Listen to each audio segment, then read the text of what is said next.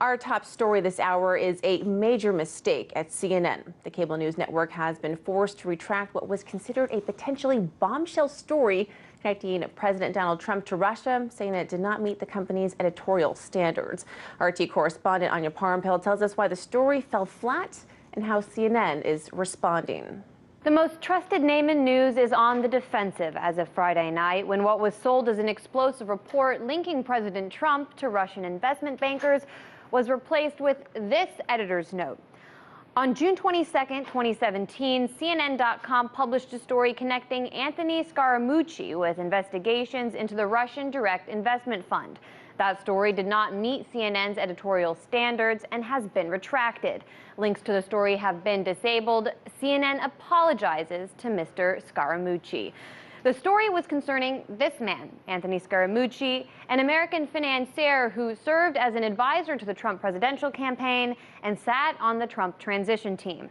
It alleged the Senate Intelligence Committee was investigating Scaramucci for a meeting he held with Kirill Dmitriev, the CEO of the Russian Direct Investment Fund, 4 days before Trump's inauguration, all based on an anonymous congressional source. The report, written by a 2012 Pulitzer Prize finalist, said the Russian Direct Investment Fund is overseen by the state-run VEB Bank, currently sanctioned by the U.S. government, and that the meeting could have included a conversation about the lifting of sanctions on the fund. There's just one problem. The fund is not, in fact, operated by the state-run bank.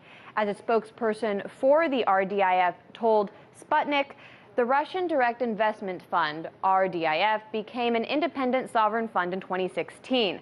Consequently, RDIF is not a part of VBE Bank, and its operations are wholly independent of the bank. The meeting, in fact, took place at the Davos Economic Forum on January 16th and was confirmed by Scaramucci to CNN, who said Dmitriev had come over to say hi to him at a restaurant and that he responded cordially. Scaramucci told Bloomberg at the time, quote, "What I said to him last night in my capacity inside the administration, I would certainly reach out to some people to help him. The idea was many months ago to have more outreach with Russia, but also other countries, not just Russia, China, other countries. Of course, the whole purpose of the World Economic Forum in Davos is for banking elites to mingle. And several other world billionaires met with the RDIF this year as well." Meanwhile, Scaramucci says he accepts CNN's apology and is moving on. On Saturday, CNN Money executive Rich Barbieri sent out an email demanding, quote, "No one published any content involving Russia without coming to me," and Jason Farkas, a CNN vice president, implying stricter guidelines for Russia reporting may be in order. In Washington, Anya Parampil, RT. Well, for more analysis, we're joined by legal and media analyst Lionel of Lionel Media. Thank you so much for joining us today. And Lionel, as we just heard in Anya's report, CNN's investigative reporter, Thomas Frank, we're not talking about a commentator here, but an investigative journalist, wrote a report now retracted at the Senate committee was looking into a $10 billion Russian direct investment fund as part of its investigation into Russian connections of Trump's son-in-law and advisor Jared Kushner. So we all know that BuzzFeed noticed the story, that it was deleted, and then they contacted CNN about it. So the editor then released a statement that the story did not meet CNN's editorial standards and has been retracted. But Lionel, the editor's note didn't say which parts of the story failed to meet the company's standards. So how big of a deal is this and why the story was pulled? Well, what's fascinating is that this is CNN, who has been accused by many, many people who are watching their coverage and reportage for a long time of showing incredible bias. Remember, this is the same CNN whose Donna Brazile was basically feeding questions. No problem with that. No need for any special statement about that. Think of all of the accusations, all of the instances where people have said you're showing incredible bias or misrepresentation or what have you. No mention.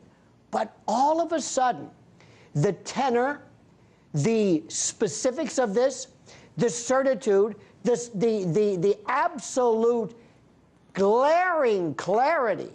And you bring up a very, very good point. What journalistic, I bet I say this almost comically, what journalistic or what editorial policies are you even talking about, much less this. There's a bigger story that's behind, I think, this. Not just this particular story.